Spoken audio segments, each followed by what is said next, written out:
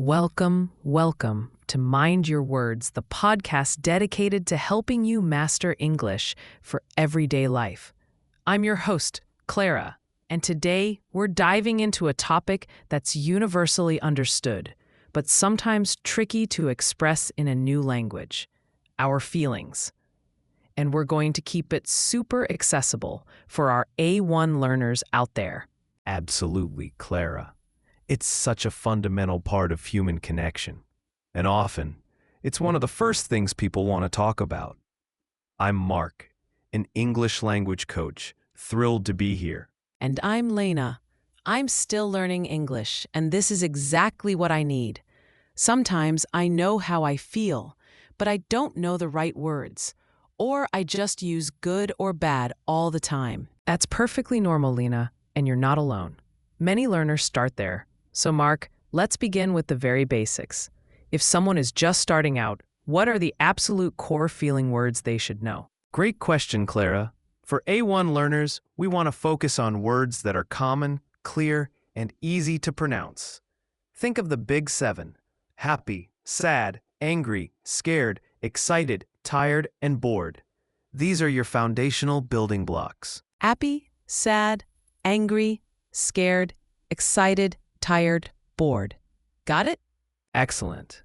And the simplest way to use them is with I am or I feel. So I am happy. I feel sad.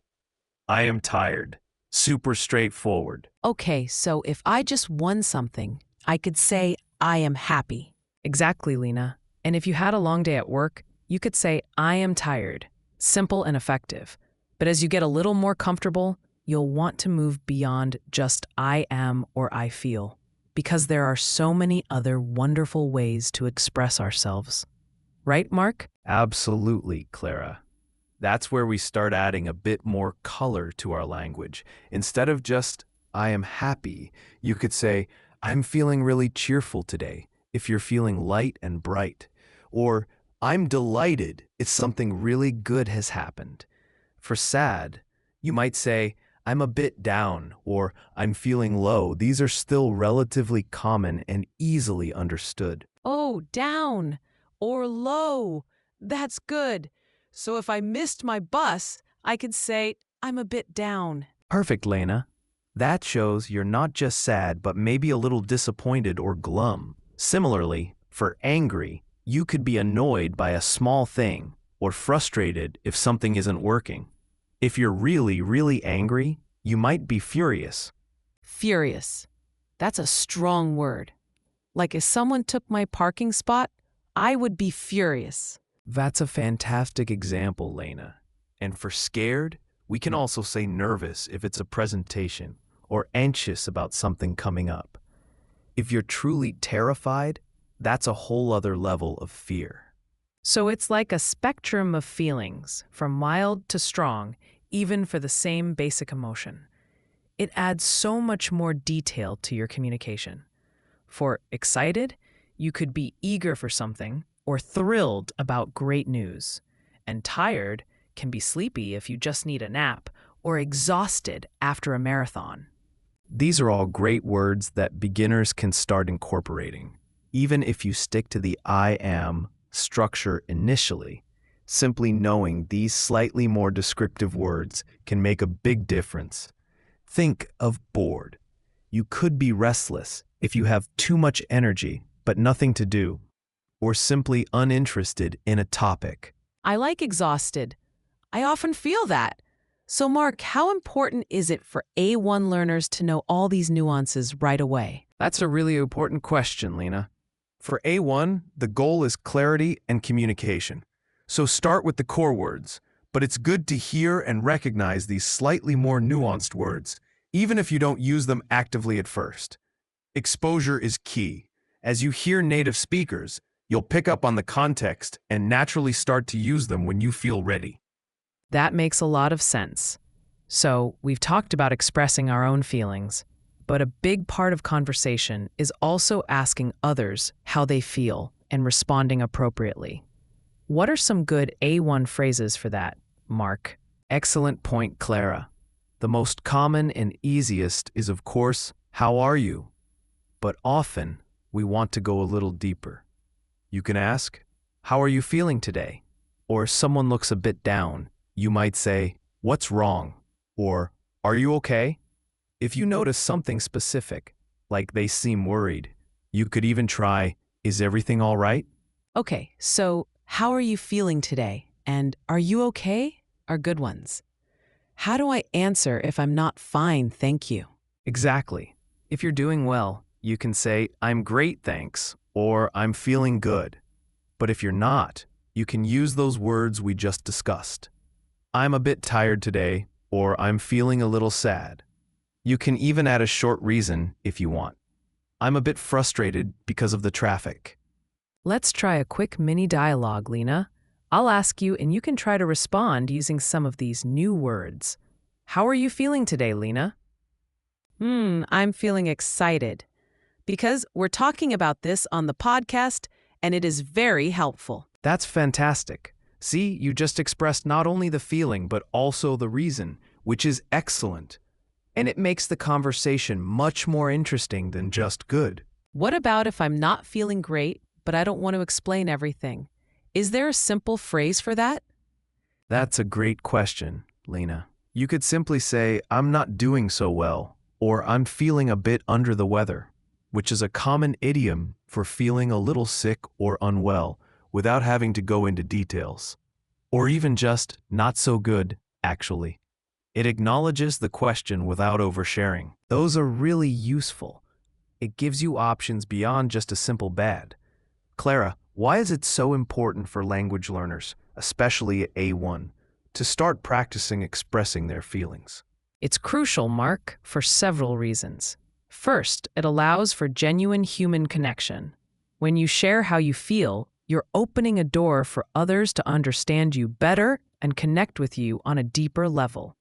It's not just about exchanging information, it's about building relationships.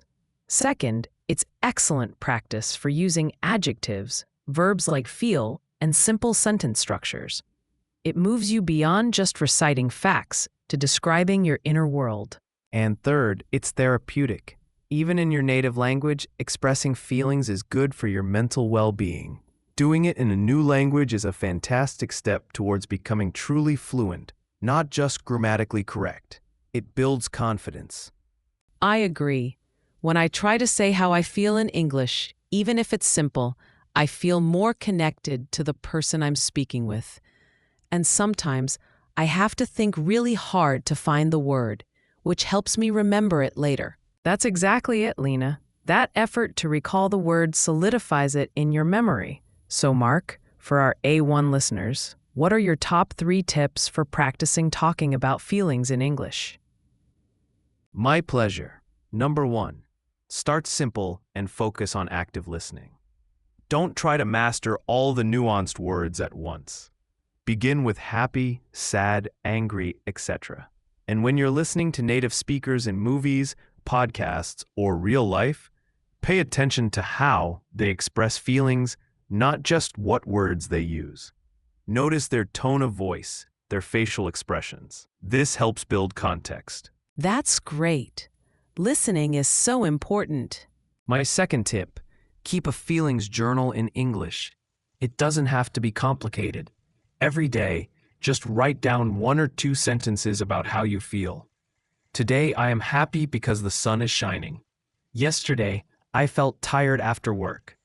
This creates a low-pressure environment for you to practice without worrying about making mistakes in front of others. Oh, I love that idea. A private place to practice. And finally, tip number 3, practice with a language partner or a patient friend. Tell them you're specifically working on feelings. Ask them, "How are you feeling?" and explain how you're feeling. Make it a game. The more you use these words in actual conversation, the more natural they'll become. And don't be afraid to make mistakes. That's how you learn. Those are fantastic, actionable tips, Mark. Lena, do you feel more confident about talking about your feelings in English now? Yes, much more. I have the basic words, and now I also have ideas for how to say more and how to ask others. And the journal idea is perfect for me. Wonderful. So, to quickly recap for everyone tuning in, we started with the core feelings like happy, sad, angry, and excited. We then explored how to expand your vocabulary with words like cheerful, down, annoyed, or thrilled to add more depth to your expressions. We also discussed crucial phrases for asking others how they feel, such as, "How are you feeling today?" or "Are you okay?" and how to respond beyond just good or bad. And we emphasize why expressing your feelings is so vital for connecting with people and for your overall language learning journey. Remember, starting simple, listening actively, keeping a feelings journal, and practicing with a partner are all excellent ways to build your confidence and fluency in this area. It's really about making your English feel more real and personal. It's not just about grammar, it's about genuine communication. So embrace those emotions and find the words to share them. Exactly. Thank you, Mark and Lena, for such an insightful and encouraging discussion today. And thank you to all our listeners for joining us on Mind Your Words. Keep practicing, keep learning, and keep sharing your feelings. We'll catch you next time.